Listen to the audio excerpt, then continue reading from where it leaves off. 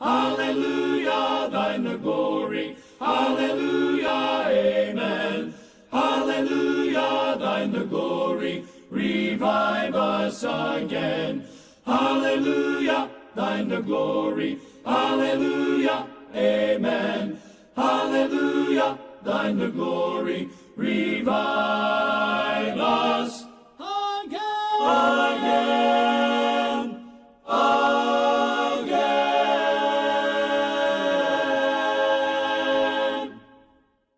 Selamat pagi saudara-saudara. Selamat pagi. Senang sekali pada pagi hari ini saya diberikan kesempatan untuk membagikan, kalau saya kutip dari kata-kata Pendeta Glenn, membangunkan kembali, mengingatkan kita mengenai reformasi kesehatan. Kalau saya mendengar jemaat Warukapas, itu identik dengan makanan sehat, identik dengan orang-orang yang sehat. Jadi ketika Pendeta Glenn menghubungi saya untuk membawakan reformasi kesehatan, itu suatu beban yang sangat berat buat saya, Bapak Ketua. Karena saya akan berbicara di hadapan jemaat-jemaat, anggota jemaat yang sudah sangat paham betul dengan yang namanya kesehatan.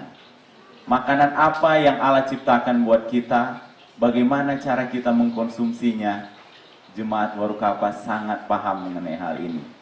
Tapi Pendeta Glenn mengatakan bahwa hanya mengingatkan kembali, hanya mengingatkan kembali. Jadi saat ini saya hanya bertugas untuk mengingatkan kembali kepada saudara-saudara semua. Baik, selamat Sabat untuk kita semua. Shalom. Saya berterima kasih kepada majelis yang sudah memberikan kesempatan kepada saya untuk berbicara pada pagi hari ini.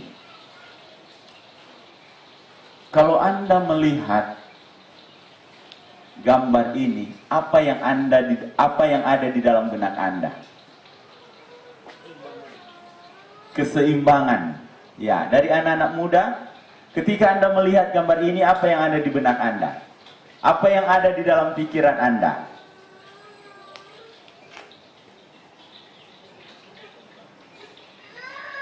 Bapak Ketua tadi sudah mengatakan bahwa ini adalah keseimbangan. Dari anak-anak muda? Bagaimana? Tantangan. Oke, tantangan. Mari kita lihat gambar berikutnya. Apa yang Anda lihat di sini? Apa yang ada di dalam pikiran Anda ketika Anda melihat gambar ini?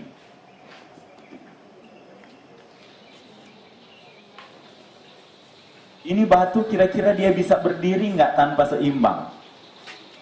Dia nggak akan bisa berdiri seperti ini kalau dia nggak seimbang. Orang ini nggak akan bisa berjalan di sini kalau dia tidak memiliki tubuh yang seimbang. Dia akan jatuh kalau tidak seimbang. Anda sadar atau tidak, Anda mau terima atau tidak, tubuh kita itu diciptakan oleh Tuhan seimbang secara biologikal, sosial, dan psikologikal. Ketika kita mengalami ketidakseimbangan di antara ketiga ini, kita akan mengalami yang namanya sakit. Secara psikologikal, kalau kita terlalu stres, kita akan sakit. Sosial, terlalu banyak bersosial bahaya atau tidak? Sosial baik enggak? Baik. Tapi terlalu banyak bersosial sangat berbahaya. Bahkan kita punya waktu untuk bersosial. Malam pun kita bersosial dengan Facebook. Semua kita lakukan untuk bersosial, tidak ada waktu untuk berkomunikasi dengan keluarga ataupun dengan Tuhan. Biologikal, ini yang sering kita dengar mengenai kesehatan hanya berdasarkan biologikal. Tapi sebenarnya kesehatan secara utuh yang Tuhan ciptakan buat manusia itu adalah sehat, seimbang antara biologikal, sosial, dan psikologikal. Mari kita lihat tubuh kita. Tubuh kita. Tubuh kita diciptakan Tuhan, ada mulut, ada anus. Apa maksudnya? Tuhan menciptakan ada telinga kiri, ada telinga kanan. Ada kaki kiri, ada kaki kanan. Ada mulut untuk kita minum, makan. Kita ada saluran perkencingan, kita ada saluran pencernaan untuk mencerna dan membuang sisa-sisa metabolisme atau kotoran. Dan itu semua Tuhan lakukan agar tubuh kita seimbang. Apa yang masuk dibutuhkan oleh tubuh, sisanya itu harus dikeluarkan. Ketika yang masuk lebih besar dibandingkan yang dikeluarkan, kita akan mengalami yang namanya obesitas. Ketika kita mengeluarkan lebih banyak daripada pemasukan, itu yang kita sebut dengan dehidrasi. Oke, mari kita lihat. Saya mendengar cerita orang-orang tua dulu, mereka itu jam 4 katanya sudah bangun. Jam 4 sudah bangun, apa yang mereka buat? Kalau di Minahasa dulu, mungkin masih Minahasa induk semua, ada istilah yang namanya mapalus. Masih familiar dengan anak-anak muda mapalus? Di Warung Kapas masih ada nggak mapalus? Masih ada? Masih ada, oh syukur. Mapalus. Mapalus ini biasanya jam 4 mereka sudah bangun. Kalau di kampung saya itu mereka sudah bunyikan apa itu? Tetengkoran. Jadi ada satu orang yang sudah jalan keliling kampung, bangunkan semua anggota mapalus, kemudian mereka akan berangkat ke kebun. Di kebun mereka seharian. Di tengah teriknya matahari mereka akan bekerja, mencangkul dan lain sebagainya. Dan makanannya yang saya tanya waktu itu adalah, ternyata mereka nggak makan sayur-sayuran rebus. Mereka nggak makan buah-buahan yang sehat. Yang mereka makan adalah apa ini, saudara? Ini sebenarnya adalah ikan asin kemudian disantan. Ikan asin kemudian disantan. Dan makanan favorit mereka, orang tua yang dulu, opak saya, itu adalah makanan santan. Makanan santan. Tapi anehnya, mereka bisa hidup sampai 80-90 tahun. Tidak pernah kita mendengar orang-orang tua kita, opa oma kita itu stroke, sakit jantung di umur 30-40 tahun. Biasanya mereka sampai 80 tahun, itu pun kalau sakit mereka maunya mandiri. Nggak mau berhenti di rumah. Apa yang terjadi? Ternyata makanan yang mereka makan semuanya digunakan untuk tenaga ketika mereka bekerja. Terjadi keseimbangan antara apa yang masuk dengan apa yang keluar. Saya nggak tahu sekarang kalau kita dalam 1 minggu kita mengkonsumsi ikan asin dengan santan, apa yang terjadi dalam tubuh kita? Apa yang terjadi dalam tubuh kita? Saya nggak yakin kita akan sehat. Minimal kolesterol akan naik, asam urat dia akan naik. Nah, orang tua kita berpikir, anak-anak kita nggak bisa seperti ini. Anak-anak kita harus sekolah. Mereka coba rubah pola hidupnya. Anak-anak harus sekolah, bekerja di kantor, nggak lagi di bawah sinar matahari. Namun yang jadi adalah kehidupan berubah, tapi pola makan tidak berubah. Kehidupan berubah, pola makan tidak berubah. Jadinya apa?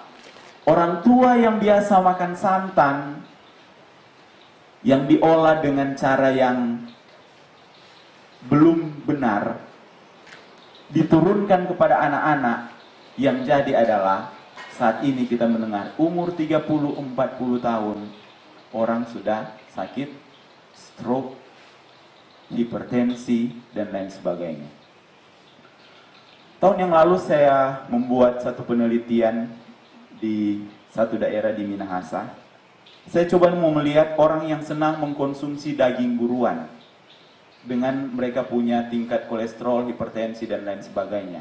Dan saya dapati orang-orang muda umur 20 tahun mereka sudah mengidap penyakit hipertensi dan kolesterol. 20 tahun. 20 tahun. Kita melihat manusia, keadaan dunia sekarang begitu sibuk, sangat sibuk. Sangat sibuk.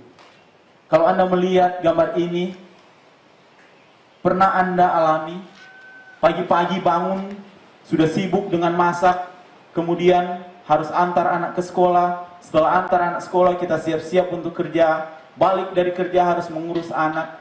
Tanpa terasa hari sudah malam.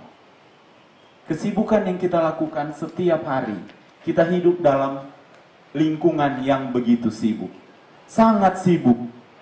Sangat sibuk. Orang di mana-mana dengan gadgetnya. Begitu sibuk. Gadget yang dibuat untuk mempermudah pekerjaan manusia ternyata sangat menyita waktu manusia. Kita hidup dalam dunia yang begitu sibuk, yang menuntut kita nggak bergerak, kurang bergerak sama sekali, kurang berolahraga, dan dengan kesibukan yang ada, makanan yang kita konsumsi adalah makanan-makanan yang fast food, yang cepat saji. Nah, dampak dari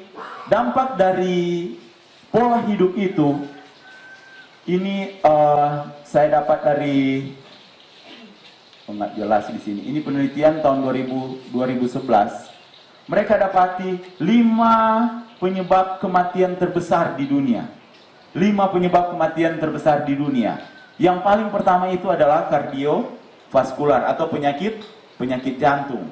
Kemudian respiratory disease, penyakit pernafasan, kanker, diabetes, dan stroke. Kelima penyakit ini penyebab utamanya adalah lifestyle atau gaya hidup. Kalau dulu dunia kesehatan sangat takut dengan namanya virus, dengan namanya bakteri, kalau sekarang dunia kesehatan nggak takut lagi dengan itu.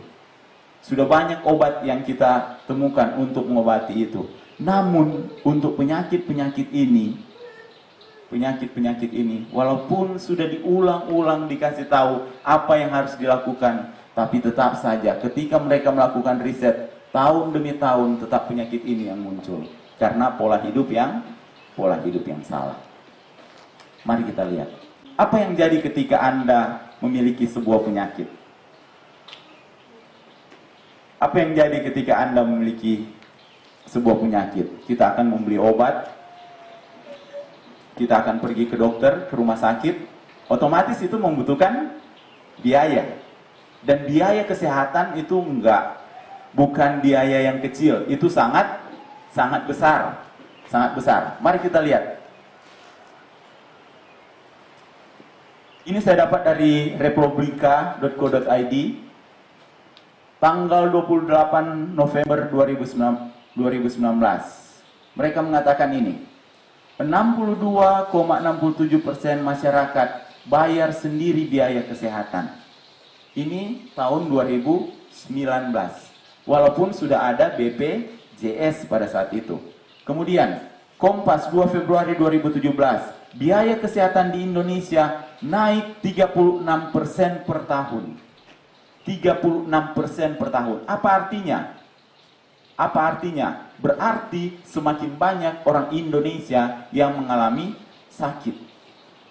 Sehingga biaya kesehatan itu naik 36% per tahun. Nah, kita lihat. Ini adalah biaya untuk 2 penyakit yang top di Indonesia. Yang pertama adalah biaya penyakit jantung. Biaya penyakit jantung ini dalam dolar Amerika. Untuk biaya bypass jantung. Biaya bypass jantung itu harganya $10.518 sampai $21.036.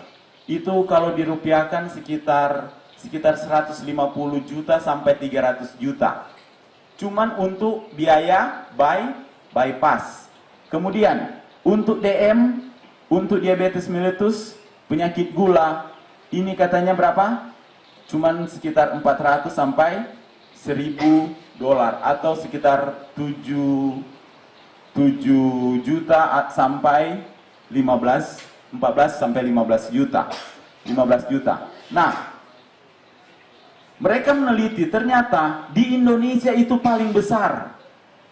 Paling besar. Coba Anda lihat, biaya kesehatan perawatan di Indonesia itu paling besar dibandingkan dengan Singapura, Thailand, dengan Malaysia. Ini saya ingin membuka pikiran kita betapa mahalnya itu kesehatan. Ketika kita sakit, betapa mahalnya itu kesehatan. Ketika kita memiliki penyakit jantung, pemasangan ring 150 juta, cancer 250 juta, stroke 250 juta, gagal ginjal 185 juta, tipes 12,5 juta, usus buntu 20 juta. 20 juta. Betapa mahalnya ini kesehatan. Betapa mahalnya ini kesehatan. Nah, kita lihat biaya penanganan penyakit jantung. Tahun 2015 BPJS hanya mengeluarkan 6,9 triliun rupiah. Tapi 2016 BPJS sudah mengeluarkan 7,4 triliun rupiah. Artinya lebih banyak orang yang sakit. Lebih banyak orang yang sakit. Kira-kira kalau 7,4 triliun rupiah kita gunakan untuk pembangunan, bisa bangun apa itu, saudara? Rumah sakit taraf internasional itu bisa dibangun. Rumah sakit taraf internasional itu bisa dibangun. Uang dapat membeli pelayanan kesehatan, tetapi tidak dapat membeli kesembuhan. Anda punya uang, ketika Anda sakit, Anda bisa ke rumah sakit. Itu bisa membeli pelayanan kesehatan, tapi tidak dapat membeli kesembuhan. Nah, kita lihat riset dari Asian Coast in Oncology. Mereka dapati begini. Mereka teliti 9.513 pasien yang menderita penyakit kanker. Dari 9.513 pasien, hampir 50% mengalami kebangkrutan, tapi tidak sembuh. Hampir 50% mengalami kebangkrutan. Kemudian 29% meninggal dunia. Apa artinya, saudara? Orang kejar uang sekarang. Orang kejar kekayaan tanpa memperhatikan kesehatan. Tapi pada akhirnya orang akan menghabiskan uang yang kita kumpul untuk mengejar kembali kita punya kesehatan. Oke. Dr. Hussein Bajri. Dr. Hussein Bajri, dia adalah seorang dokter ahli holistik. Dia mengatakan begini, ketika ilmu kedokteran semakin canggih, jumlah rumah sakit dan dokter semakin banyak, industri farmasi pun semakin berkembang. Tetapi mengapa justru daya tahan tubuh manusianya semakin rendah dan orang sehat semakin langka? Dunia kesehatan berkembang, tapi kenapa orang sakit lebih banyak? Data dari WHO, penyakit tidak menular ini itu yang cancer, bukan yang penyakit virus, tapi penyakit-penyakit yang disebabkan oleh karena lifestyle. Penyakit tidak menular penyebab utama kematian secara global.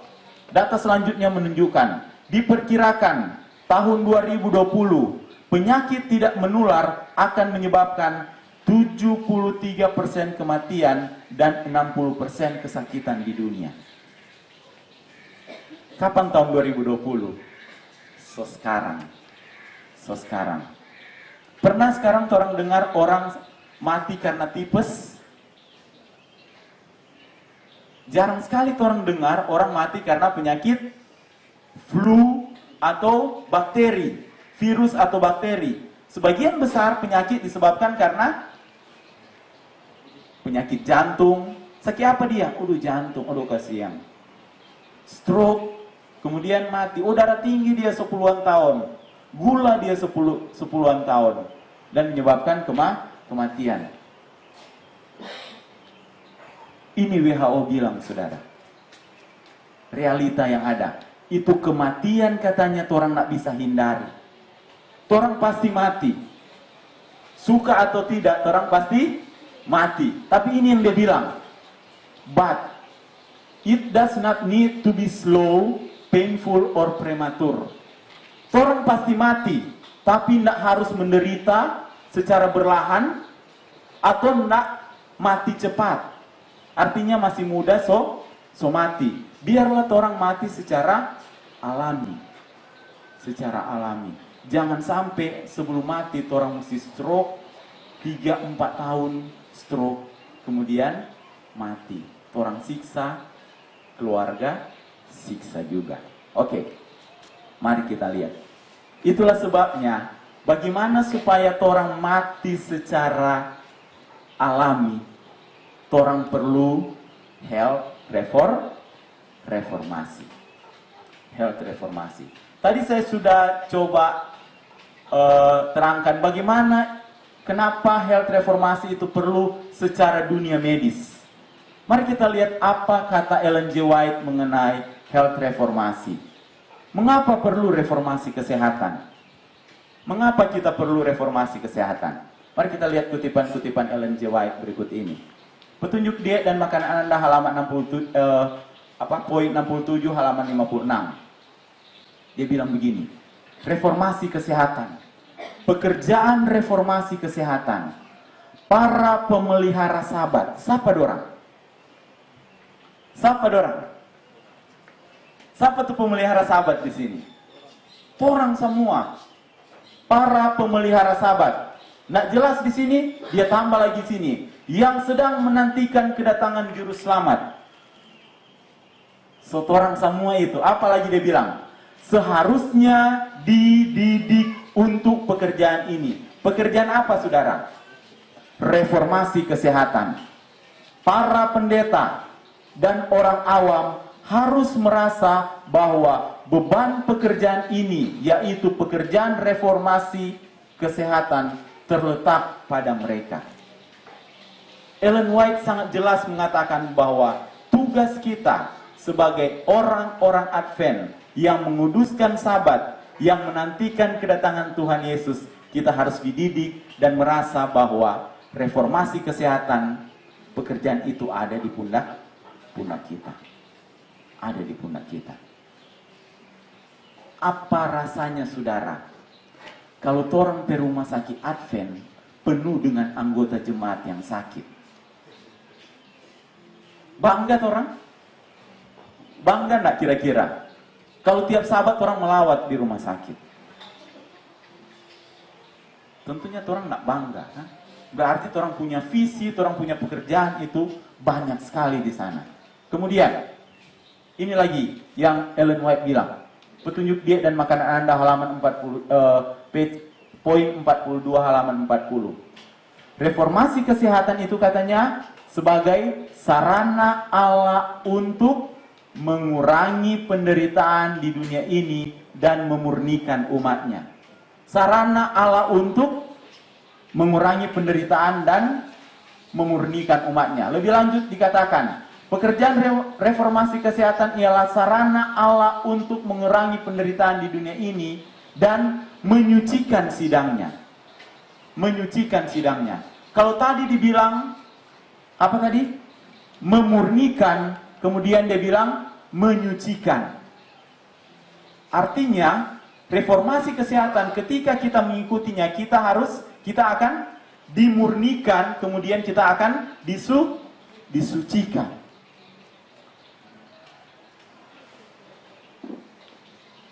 Reformasi kesehatan itu adalah suatu cabang pekerjaan besar untuk mempersiapkan satu umat bagi kedatangan Tuhan. bagi kedatangan Tuhan. Ada banyak sekali kutipan Ellen G. White yang mengatakan betapa pentingnya ini reformasi kesehatan. Reformasi kesehatan. Ini lagi, dia bilang begini. Reformasi kesehatan adalah sebagian dari pekabaran malaikat ketiga. Torang tahu, dari pekabaran 3 malaikat, torang ada di pekabaran malaikat ketiga. Malaikat ketiga. Apabila pekabaran malaikat ketiga diterima sepenuhnya, ini yang dia bilang. Reformasi kesehatan akan mendapat tempat dalam komite daerah, pekerjaan sidang, di rumah, di meja makan, dan semua pertemuan. Luar biasa, saudara. Itu pekabaran malaikat ketiga. Orang Advent bilang itu orang pegang ditujukan kepada orang lain. Tapi Ellen White sangat jelas, dia bilang begini. Apabila pekabaran malaikat ketiga diterima sepenuhnya, reformasi kesehatan akan mendapat tempat dalam komite daerah, pekerjaan sidang, di rumah, di meja makan, dan di semua pertemuan. Harusnya semua pertemuan yang dibuat oleh orang Advent, orang yang mengatakan menunggu kedatangan Tuhan yang kedua kali, itu menunya harus betul-betul menu yang sesuai dengan Alkitab. Oke. Mari kita lihat. Reformasi kesehatan merupakan cabang pekerjaan Allah yang khusus menguntungkan umatnya. Sayang orang Advent kalau masih banyak sakit. Karena orang so tahu itu makanan sehat itu bagaimana. Mari orang lihat di sini. Allah tidak mendengar doa hambanya untuk orang sakit yang sementara melanggar aturan kesehatan. Tuhan nak mau dengar, saudara. Ini mungkin terlalu kasar kalau orang bilang begini. Saat orang berdoa di rumah sakit, Pak, orang yang darah tinggi karena terlalu banyak, umpamanya banyak makan garam. Kira-kira Tuhan mau dengar nak? Ellen White bilang Tuhan nak mau dengar. Dia bilang Allah tidak mendengar doa hambanya untuk orang sakit yang sementara melanggar aturan kesehatan. Orang mesti berubah. Apalagi orang yang so tahu, orang so diingatkan, orang so mesti berubah. Petunjuk diet dan makanan Anda, halaman 29, poin 30, dia bilang begini. Sekiranya orang Israel menuruti perintah Allah, mereka akan menjadi bangsa teladan di dunia dalam hal apa katanya? Kesehatan dan kemakmuran. Sekiranya orang-orang Advent menuruti perintah Allah, orang akan menjadi bangsa teladan di dunia. Orang akan bilang, kalau mau cari orang yang sehat, itu cari orang Advent. Kalau mau cari orang bangsa yang sehat, jemaat yang sehat, pergi di Waru Kapas. Orang sehat-sehat di sana. Orang akan jadi teladan. Kita coba search orang yang umur panjang di dunia. Saya bangga karena ada satu himpunan Advent di sana. Tapi ada banyak juga yang nyenda Advent. Dorang pe umur, apalagi orang-orang Jepang. Dorang punya umur ternyata masih di atas 100 tahun. 100 tahun. Oke. Next. Reformasi kesehatan. Di petunjuk diet dan makanan Anda, reformasi kesehatan yang dikatakan di sana. Kalau orang mau reformasi kesehatan, jangan cuma makanan. Dalam bekerja, istirahat, dan berpakaian, orang betul-betul harus reformasi. Orang harus perbaharui. Work, eat, and sleep. Istirahat. Bekerja dan istirahat. Saya nggak tahu orang-orang muda di sini. Jam berapa biasanya kita tidur pada malam hari? Untuk zaman now, zaman milenial. Jam berapa orang tidur? Jam berapa? Masih ada yang tidur jam 9? Atau jam 9 itu baru mau on? Masih ada yang tidur jam 9?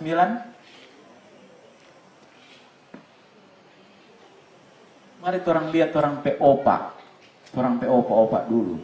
Jam 4 orang so bangun, jam 7 kita rasa dong masuk kamar. Karena dulu belum ada strobe, belum ada handphone. Belum ada handphone yang mau main waktu orang mau tidur, kan?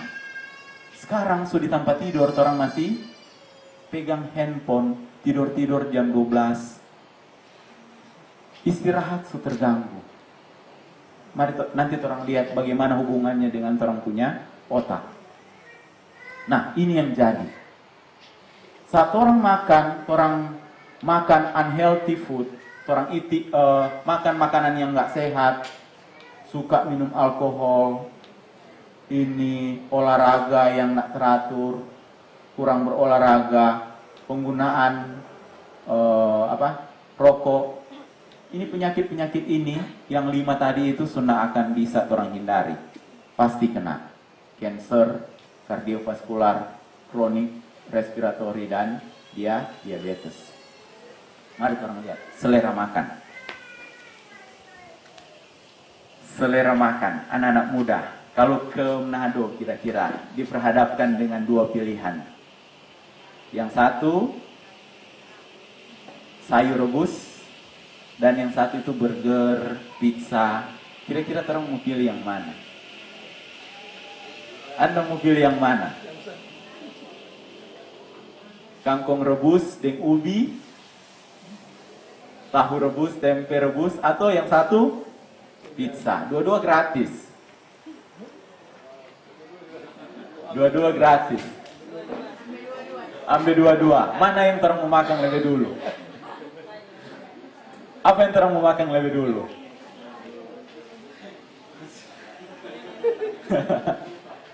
Duka saya rebus kasih di bawah pizza. Nah, selera makan.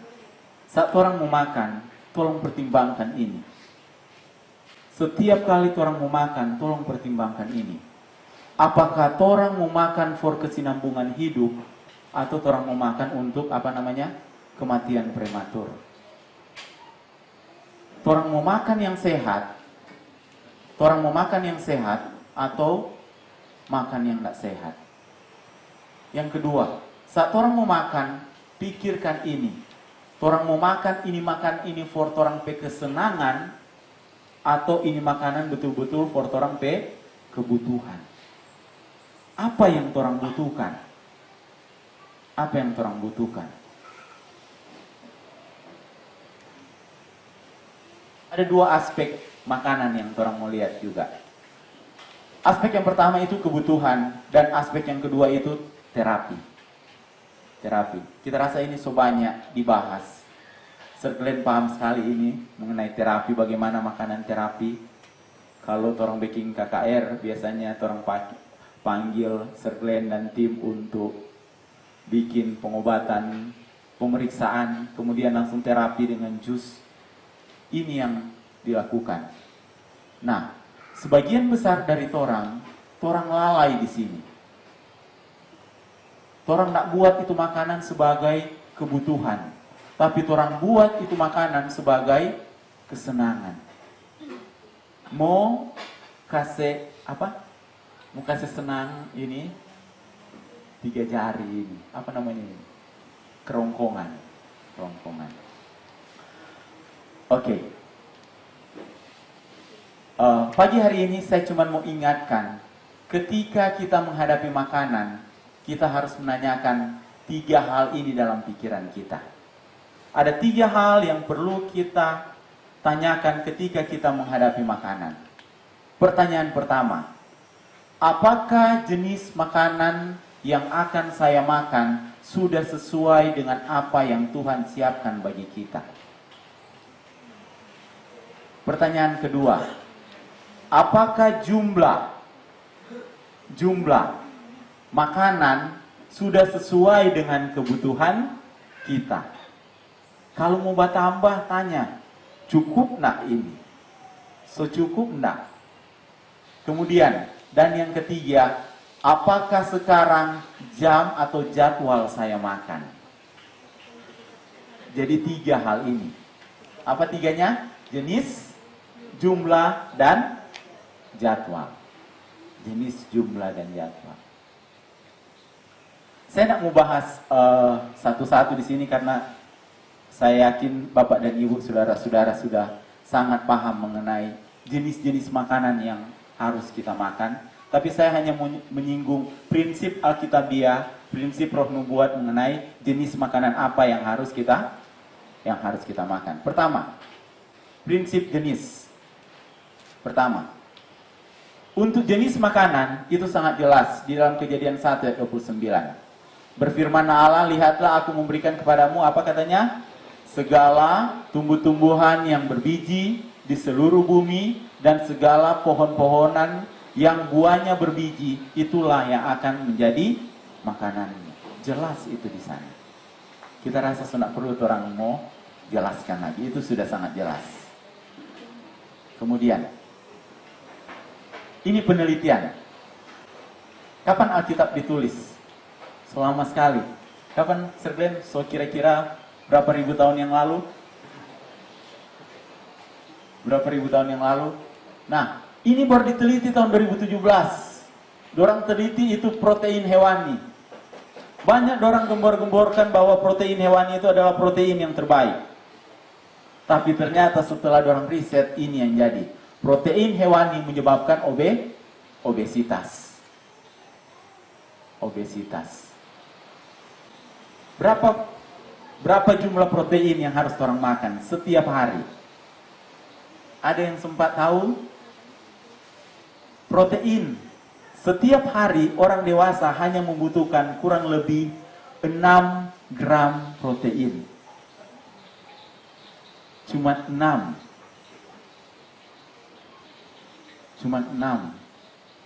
Kalau ikan deho satu begini seberapa gram itu? Berapa? 250. Bukan gram, miligram. Pokoknya dia cuma sedikit. Kalau ikan deho orang cuma begini. Tapi kalau orang nado makan, kalau nggak 2 ekor itu nggak kenyang. Nggak kenyang. Itu protein. Dari protein saja kita sudah kelebihan. Semester yang lalu kebetulan saya mengajar yang mata kuliah genito-urinari itu mengenai ginjal. Kemudian satu hal yang saya lihat di Sulawesi Utara sekarang ini adalah dulunya itu bagian hemodialisa, ruangan cuci darah itu cuma ada 1 di Manado. Itu ada di Rumah Sakit Malalayang. Itu cuma tampung sekitar 20 pasien. Setelah itu full, 3 shift full. Setelah itu, lama-kelamaan, rumah sakit yang lain mulai buka. Rumah sakit Advent buka, kemudian rumah sakit Teling yang tentara buka, rumah sakit Siloam buka, rumah sakit Malalayang buka yang lebih besar lagi, kurang lebih 50 tempat tidur atau lebih. Tapi anehnya, itu semua tetap full. Artinya, orang yang sakit ginjal, yang dicuci darah, itu banyak sekali di Manado. Banyak sekali di Manado. Teori bilang bahwa itu yang cuci darah, itu seperti gunung es. Yang tampak di atas itu dorang yang cuci darah. Yang di masyarakat yang mau cuci darah itu banyak sekali di bawah. Jadi bayangkan kalau ada 4 rumah sakit, ada ruang hemodialisa, kemudian full itu pasien cuci darah, berapa banyak yang ada di masyarakat yang sakit gagal ginjal, orang nih mau cuci darah. Kita coba riset, coba tanya-tanya semua pasien, dan ternyata salah satu penyebab orang Manado menderita yang namanya gagal ginjal itu karena produksi protein yang berlebihan. Produksi protein yang berlebihan lama-kelamaan dia akan menjadi asam urat di dalam orang punya darah. Asam urat yang dikeluarkan di dalam darah, dia akan simpan di sendi-sendi, akan menyebabkan orang rasa sakit.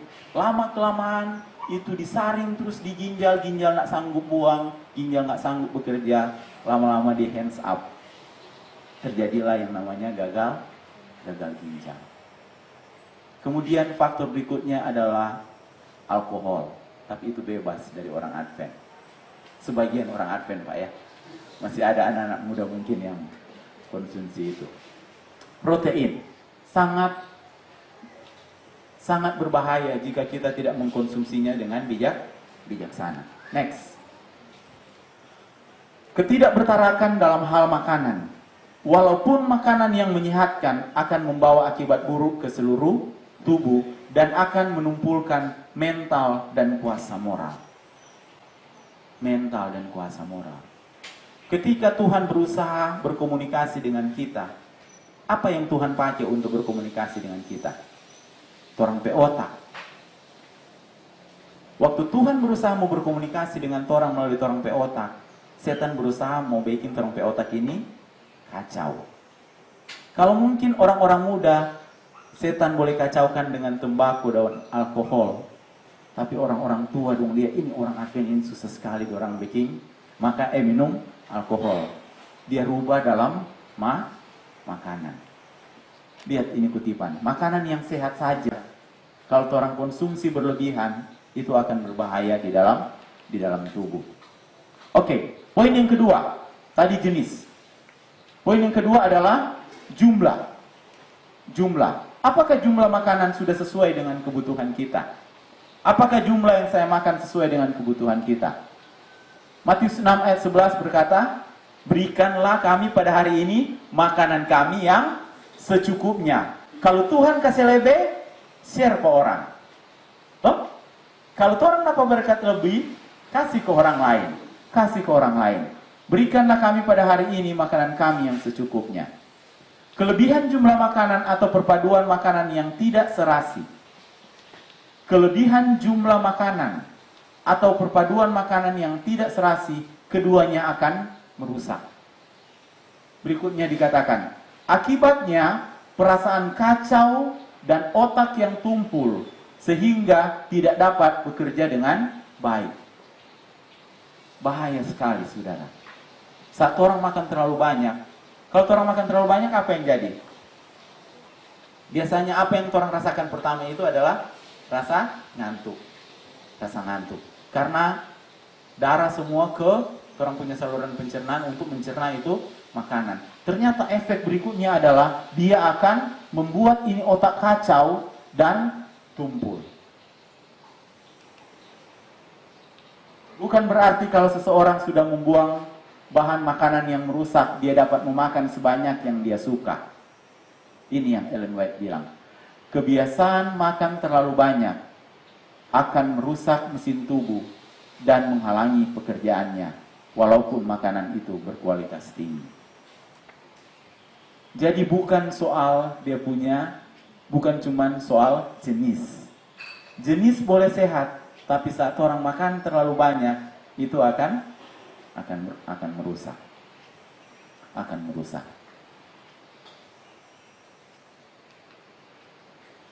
Isi piringku. So, pernah dengar ini? Apa yang harus ada di torang piring? Ini menurut WHO, bukan WHO, Kementerian Kesehatan Republik Indonesia. Sayur mayur itu, ini kata dia, buah-buahan ini. Jadi buah dengan sayur itu mesti setengah piring. Kemudian lauk pauk itu 1/4. Nah, 1/4 ini. Makanan pokok itu yang ini. Ini menurut Kementerian Kesehatan.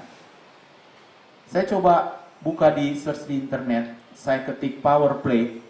Itu adalah salah satu program yang dijalankan di orang punya SSD Power Plate, dan saya dapat ini. Piring yang kita makan kita bagi 4. Kita bagi 4. Dan isinya yang ini cuma 1/4. Orang punya Orang punya nasi, jangan orang makan so nasi kemudian pakai mie, di sini spaghetti. Semua karbohidrat. Ternyata nasi itu cuma sedikit orang makan. Ini biji-bijian, sayur, ini apa ini? Sayur-sayuran. Ini yang dia punya, ini sayur-sayuran dua-duanya. Setengah piring ini sayur-sayuran. Mirip dengan Kementerian Kesehatan. Mari orang coba buat ini. Isi piringku Kemenkes RI. Ini dia bilang tadi orang bahas. Kemudian setelah orang itu, orang pantau berat badan itu secara berkala. Apa maksudnya berkala? Orang harus waktu bangun, orang timbang berat badan. Waktu orang habis buang air kecil, orang timbang berat badan. Tentukan hari apa orang mau timbang berat badan dalam 1 minggu 1 kali. Orang lihat. Kalau 1 minggu orang berat badan so naik lebih dari 1 kilogram, 1,5 kilogram, hati-hati. So terlalu banyak orang dia makan. Lihat lagi orang piring. Mungkin yang ada di piring betul, tapi size piringnya, ukuran piringnya itu yang harus orang kurangi. Orang kurangi. Ini isi piringku. Isi piringku ada yang seperti ini, ada piring yang seperti ini, ada piring yang kecil. Sesuaikan dengan orang punya kebutuhan. Kalau orang punya berat badan naik, ya turun DP size. Kalau orang berat badan turun, berarti senai DP size piring.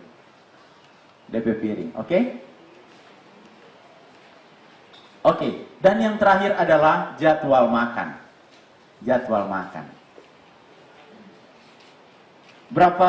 Berapa lama orang makan kemudian lapar? 4 sampai 6 jam. 5 jam. Secara teori, orang makan itu 5 jam dia akan habis. Makanya orang makan jam 7, jam 12, kemudian jam 5 sore lagi dia akan habis. Kalau orang tidur, orang lihat, jam 5 sore orang makan. 5, 6, 7, 8, 9, 10. Orang tidur di atas jam 10, orang akan kelaparan. Dan orang akan makan malam. Ellen White bilang, makan malam yang terlambat itu sangat-sangat berbahaya. Karena saat orang tidur, ternyata orang punya saluran pencernaan tidak tidur. Dia tetap bekerja. Jadi usahakan orang makan di jam yang sama. Jam 7, jam 12, kemudian jam 5 sore. Walaupun Ellen White mengatakan lebih baik kalau orang makan 2 kali dalam sehari.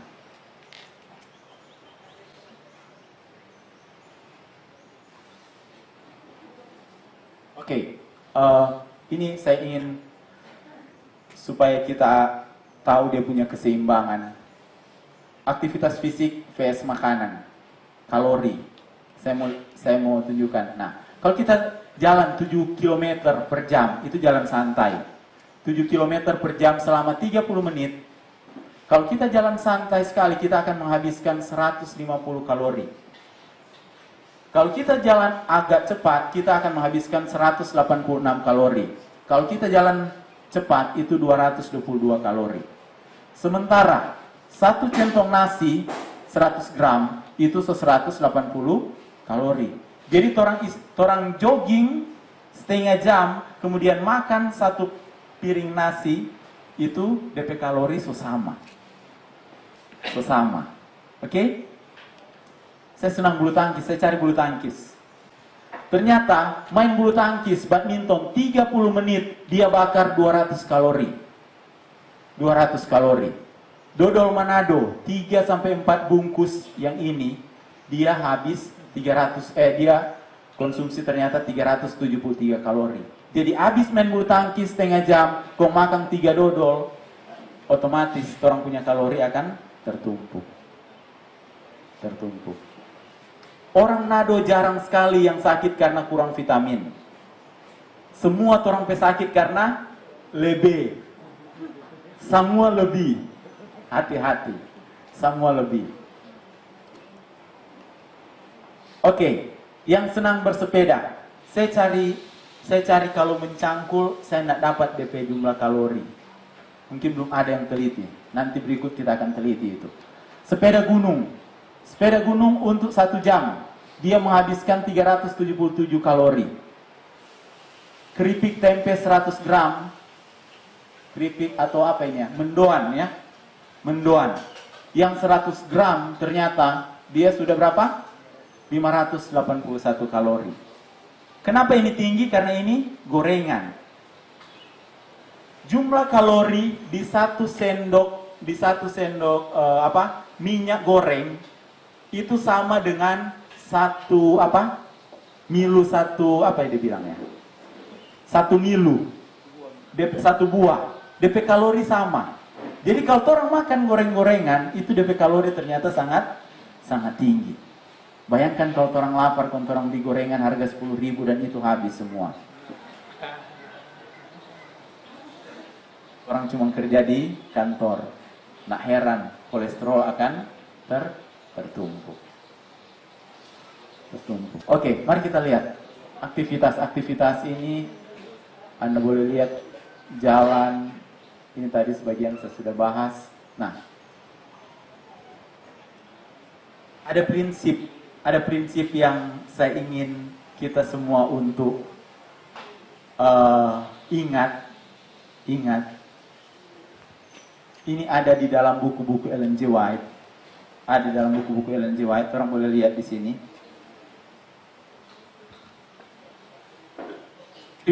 Ada 3 prinsip yang harus kita ingat ketika kita berbicara mengenai reformasi kesehatan. Yang pertama adalah reformasi makanan itu harus dilakukan secara bertahap. Jangan sampai orang makan daging-daging terus tiba-tiba berhenti itu daging. Harus secara bertahap. Itu ada di Ministry of Healing halaman 320. Kemudian, kami tidak menarik garis patokan yang harus diikuti di bidang makanan. Jadi jangan pernah membuat statement bahwa orang yang betul, orang yang salah. Dan yang ketiga, saya tidak menjadikan diri saya menjadi tolak ukur bagi siapapun. Ellen White menulis ini. Saya baca ketika Ellen White menulis buku petunjuk diet dan makanan Anda ketika dia berada di Australia. Di Australia itu ternyata orang makan daging, kan? Dompi makanan utama itu daging. Apakah orang melarang orang makan daging? Dia bilang di sana, waktu orang mau menasihati orang betul-betul harus hati-hati. Jangan sampai orang tersinggung. Kalau orang tersinggung, itu sangat susah buat orang memasukkan pekabaran buat mereka. Nah, ini saya dapat tadi malam saya coba baca-baca, saya dapat ini. Ternyata ini Ellen White tulis dari dulu. Dia ada cerita di sana begini. Di jemaat-jemaat itu pendeta-pendeta ini kata susah sekali untuk diet. Karena kalau orang tahu itu pendeta pemakanan kesukaan, bayangkan kalau di dalam jemaat ada 50 keluarga. Dorang tahu pendeta pesuka ini, artinya setiap hari dorang akan bawa makanan itu, kan? Dorang akan bawa makanan ke pendeta. Pendeta malu mau tolak, dia makan. Habis mau di sini dia makan, dia pergi ke rumah yang lain. Pendeta makan ini, pendeta suka ini, kan? Dia makan lagi karena ndak enak, mesti makan. Masuk rumah ketiga harus makan lagi.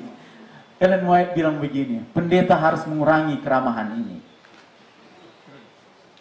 Pendeta harus mengurangi keramahan ini. Walaupun dia jadi kurang sopan. Itu for pendeta. Mar pendeta mesti tegas ternyata. Ini lagi dia bilang, biarlah anggota jemaat mengurangi kebaikan hati seperti itu demi pendetanya. Dan ini dia punya teguran. Mereka bersalah jikalau mereka menggoda pendeta untuk makan makanan yang tidak menyehatkan. Hati-hati. Bukan cuma pendeta yang ditegur, orang semua anggota jemaat juga ditegur. hati-hati.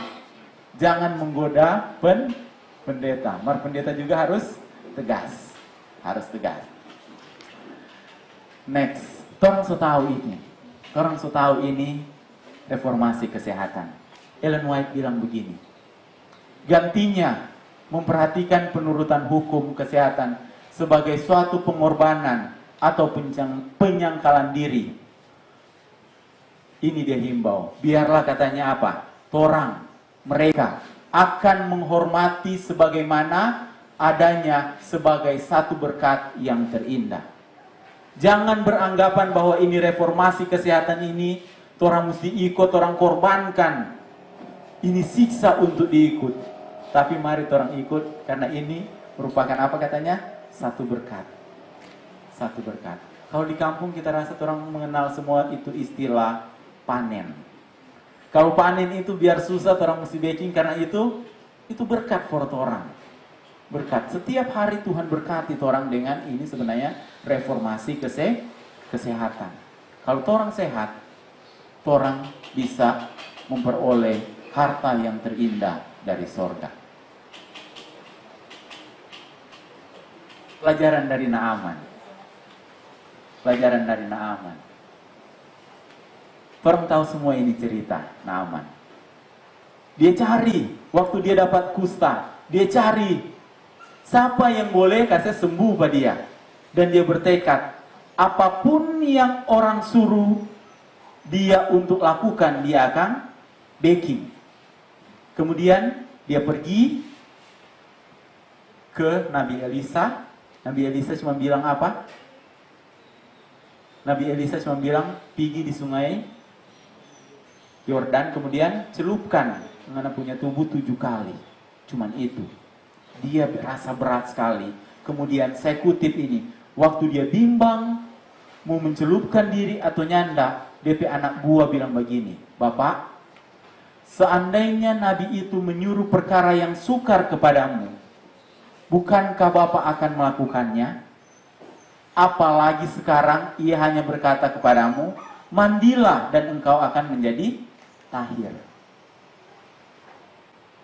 Kalau orang tarik ini ayat ini ke orang kehidupan sehari-hari. Kalau orang sakit jantung hari ini, dibilang 1 minggu orang meninggal, tapi ada di ujung kulon sana orang yang boleh menyembuhkan. Orang mau pergi enggak? Orang pergi. Orang pergi. Nah, dia bilang, tapi Tuhan bilang, orang enggak perlu pergi di ujung kulon sana untuk mendapatkan itu kesehatan. Ada cara yang lebih mudah, gratis, yang boleh orang lakukan di tempat di mana orang berada untuk memperoleh tubuh yang sehat. Yaitu apa tadi? Orang makan jenis makanan yang sesuai dengan Alkitab, kemudian jumlahnya harus sesuai dan waktunya juga harus sesuai. Orang seimbangkan antara orang punya kebutuhan dengan apa yang kita makan sehingga kita memperoleh tubuh yang sehat. The power of choice and commitment. Orang punya komitmen masing-masing. Kita punya komitmen masing-masing. Filipi 2 ayat 13 berkata, karena Allah lah yang akan mengerjakan di dalam kamu baik kemauan maupun pekerjaan menurut kerelaannya. Kalau orang ada kemauan untuk berubah, untuk berjanji, berkomitmen pada Tuhan, kita akan melakukan reformasi kesehatan. Pertama untuk diri sendiri, keluarga, jemaat, masyarakat, supaya benar-benar orang menjadi teladan dimanapun orang berada. Dimanapun orang berada. It's time to take action. Orang tahu dari teori. So diingatkan pagi ini. Mari orang ambil komitmen, orang rubah supaya betul-betul orang itu boleh jadi apa ya tadi bilang? Teladan. Mau cari orang sehat, mau tanya mengenai kesehatan, tipe orang Advent. Mari jangan rumah sakit Advent full dengan anggota jemaat. Sayang sekali. Biarlah itu reformasi kesehatan orang boleh hidupkan di dalam orang punya kehidupan pribadi, di dalam jemaat sehingga orang-orang boleh lihat, oh ternyata orang Advent itu adalah orang-orang yang sehat. Nak percuma dorang nak makan haram. Sayang, dorang nak makan haram, dorang nak makan babi, kong dorang pesaki sama dengan dorang. Dorang asam urat, dorang asam urat. Dorang kolesterol, dorang kolesterol. Seharusnya itu orang harus jauh lebih sehat daripada orang-orang yang ada di sekitar kita. Oke, saya rasa ini yang boleh saya bagikan pagi ini. Kalau ada yang ingin bertanya atau sharing mengenai ini reformasi kesehatan, kita masih ada waktu.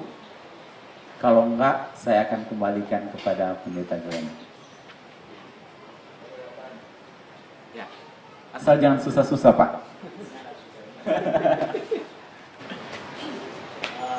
Orang mau makan yang sehat, jelaskan bukan cuma orang lihat karena jenis makanannya yang sehat.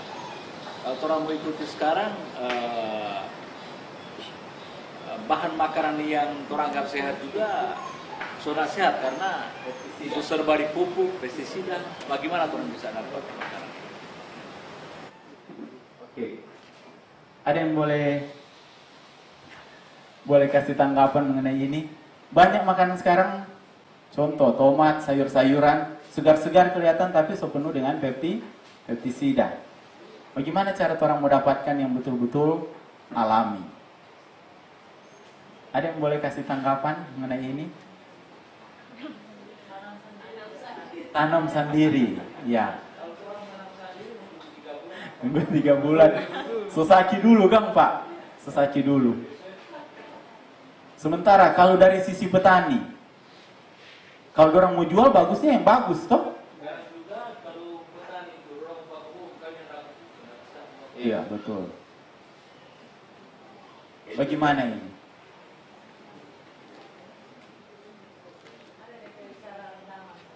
Ada cara rendaman.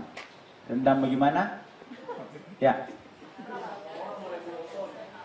Apa?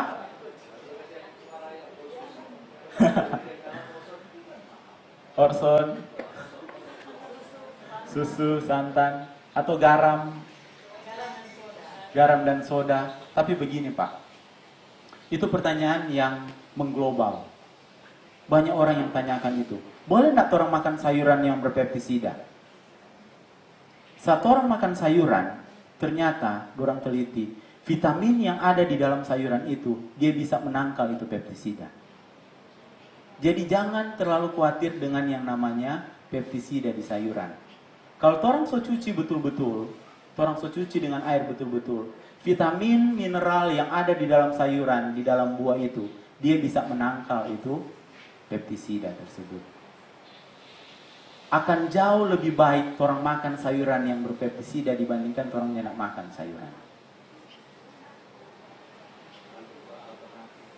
Iya, itu alternatif. Tapi itu sebenarnya bukan rencana awal Tuhan. Karena rencana awal Tuhan orang sebenarnya bertani, toh tukar tambah makanan. Oke, bisa menjawab Pak? Dia punya alternatif seperti itu. Ada lagi yang mau bertanya? Oke, kalau sudah tidak ada, semoga ini bukan jadi pengetahuan saja buat orang, tapi betul-betul orang boleh aplikasikan. Supaya orang benar-benar jadi contoh, jadi teladan umat-umat Advent yang menunggu kedatangan Tuhan yang kedua kali. Orang hidup sehat dari sekarang sampai selama-lamanya. Saya berdoa namanya Yesus. Amin. Isu yang diangkat sekarang mengenai pertanian itu adalah pestisida pertama. Tapi sebenarnya ada yang lebih berbahaya dibandingkan dengan pestisida. Saat ini orang nak mau mencangkul. Orang lebih senang dengan semprot rumput supaya mati.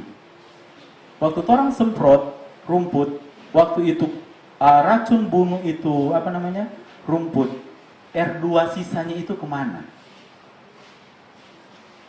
Dia akan ke tanah. Dia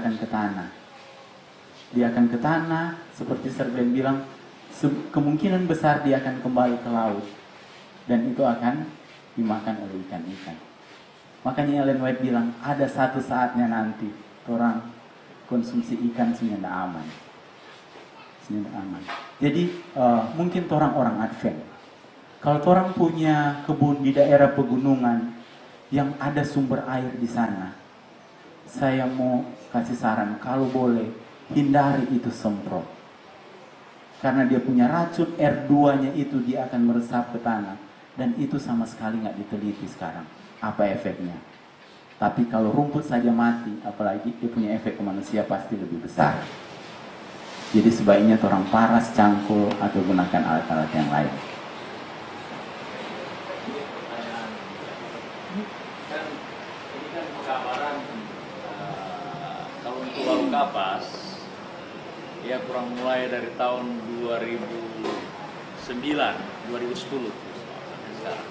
Nah, bagaimana yang sebelum itu? Terlanjur dulu kan? Bagaimana mau tanggulangi? Karena orang juga berpuluh-puluh tahun hidup dengan cara yang lama, ya kan? Jelaskan kalau untuk orang save banyak sekali. Sekarang bagaimana orang mau tanggulangi? Karena terlanjur ada kotoran petubuh semua sekarang. Makanya kan seperti yang disampaikan tadi, penyakit untuk orang luar sama dengan orang Advent kalau di rumah sakit. Karena sekalipun jenis yang berbeda, tuh DP makanan, tapi DP kandungan yang sama, ya kan? Karena kalau hewan, ya ada di babi juga ada di sapi, ya kan, dan sebagainya. Nah sekarang kan orang Advent makan semua itu sebertahun-tahun. Nah mungkin kan cuma seperti semudah membalikan telapak tangan. Nah sekarang bagaimana orang mengatasi yang orang harus pikirkan sekarang sebetulnya? Apa-apa yang harus orang lakukan sehubungan dengan ini? Karena ini kan kurang mau perbaiki. Harus terlanjur sakit. Kalau bila asam urat, hampir sama orang Advent asam urat. Saya sendiri sudah asam urat. Oke. Bagaimana orang mau perbaiki itu? Orang mau perbaiki itu. Karena kalau nyanda pasti tompe anak-anak juga akan jadi seperti itu. Kira-kira kalau orang nak mau mulai dari sekarang, kapan orang mau mulai? Kalau orang so menderita sekarang, apa orang mau izinkan orang pe anak-anak menderita rupa orang? Jadi setidaknya orang putus ke generasi. Kalau yang sudah jadi ya, itu orang sudah boleh rubah. Yang sudah jadi orang sudah boleh rubah. Tapi yang perlu orang cegah adalah dia punya ke depan. DP ke depan, Pak. Mari orang mulai dari diri sendiri. Karena Ellen White saja dia tulis, orang nggak bisa paksakan itu orang pe kebenaran ke orang lain. Orang yang boleh paksakan tuh orang yang bertahun-tahun orang rasa makan daging sapi itu betul. Orang bilang itu salah. Harus berhati-hati untuk membawa pekabaran ke orang-orang seperti itu. Jadi kalau orang merubah, orang yang boleh rubah yang lalu. Yang orang boleh rubah sekarang ke depan. Mungkin DP efek so ada pat orang, mari usahakan pat orang pe anak-anak jangan seperti itu. Ya, Pak. Orang mulai dari orang. Minta pertolongan Tuhan, orang mulai dari orang. Oke? Bisa Pak? Atau mungkin Bapak ada masukan? Ya. Oke, ada lagi?